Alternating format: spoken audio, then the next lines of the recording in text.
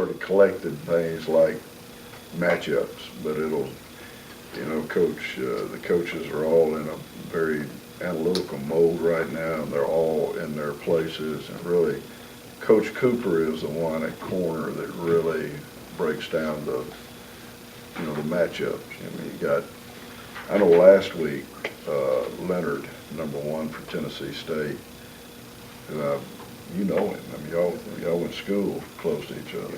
Yeah, so I knew that when you know somebody, and he's a NFL caliber football player. I mean, he's pretty good.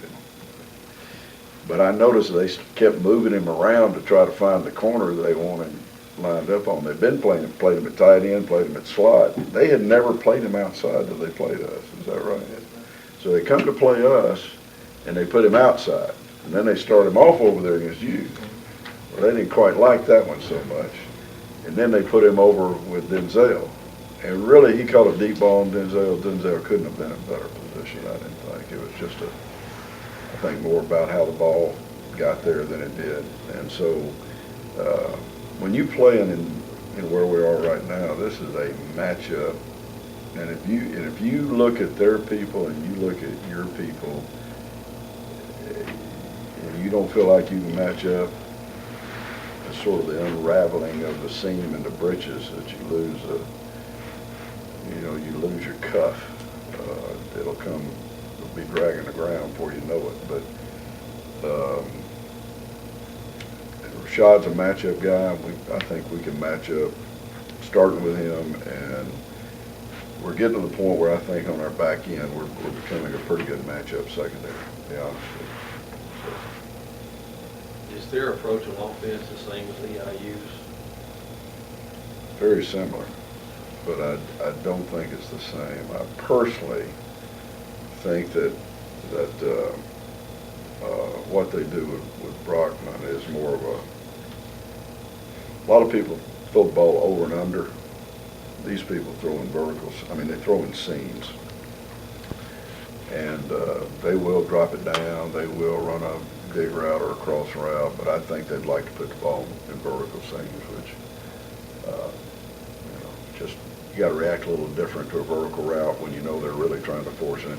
A lot of times, vertical route is just get to a depth to break it off somewhere, and you've got to sort of play the depth of the route and where the breakoff points are. These people will throw it on the vertical, and you just got to snug the vertical rather than be anticipating the cut out of it.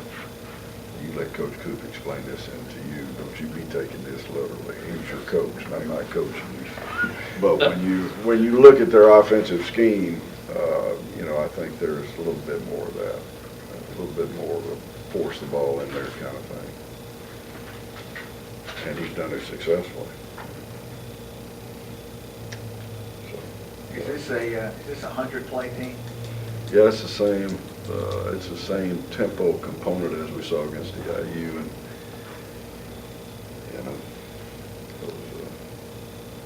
I'm not going to go as far as I understood Nick did, and I happened to see the interview when he made the point. But you got to play a lot of people, and you got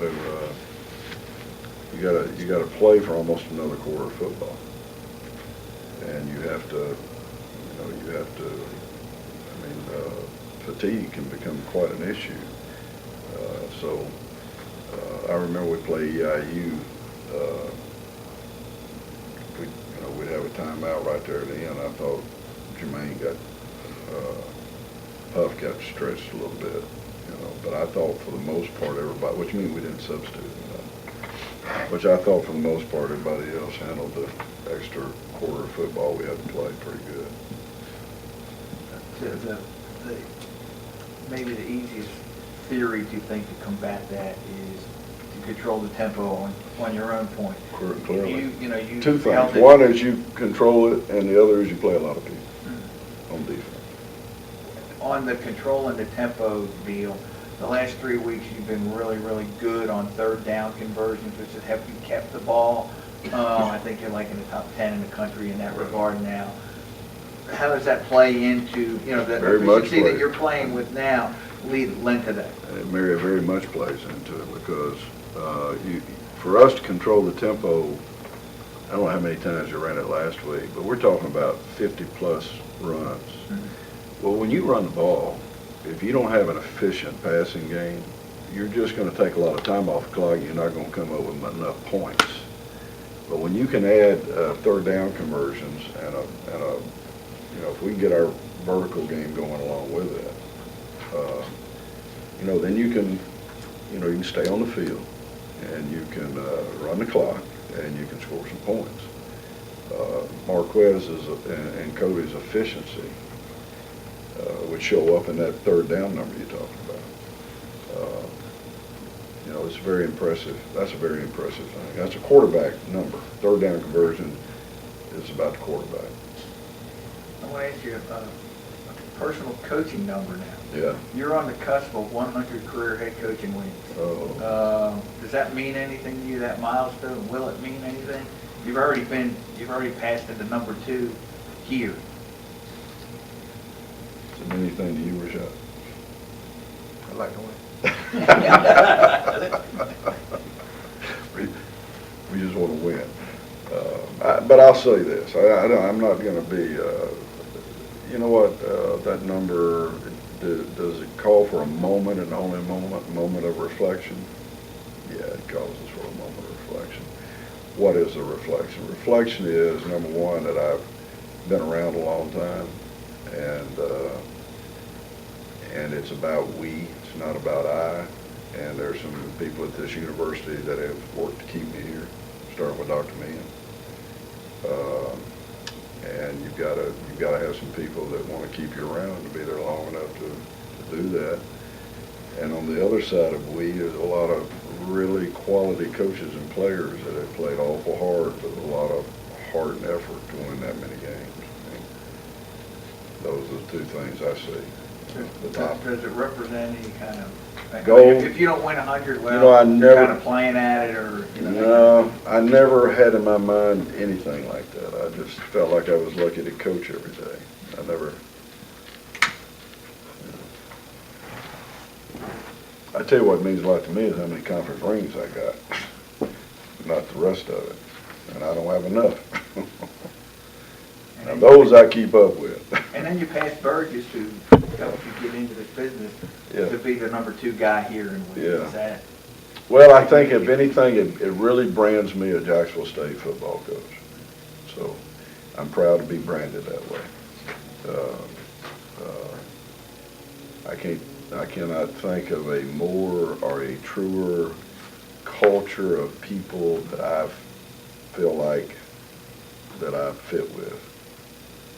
And the people that went to school here, going back to my high school, you know, I know these people. I know them in business that went to school here. I know them socially, and I am proud to say I'm one of them.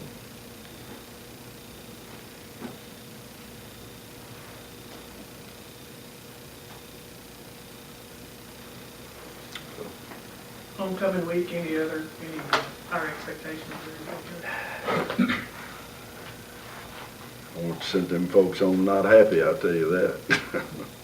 Because there's some folks that this is the only time of year that they get to see you play, and I just, you know, I want to make them proud to be a Gamecock. And one of these days, Rashad will come back here, and he'll bring that pretty girlfriend and that, you know, those 2 beautiful children in here, and he'll be coming back to homecoming one day. And he needs to know that this grows and gets bigger and bigger all the time. And so, you know, he's part of a tradition, and we want to keep that tradition going where we make our folks proud when they come into this stadium.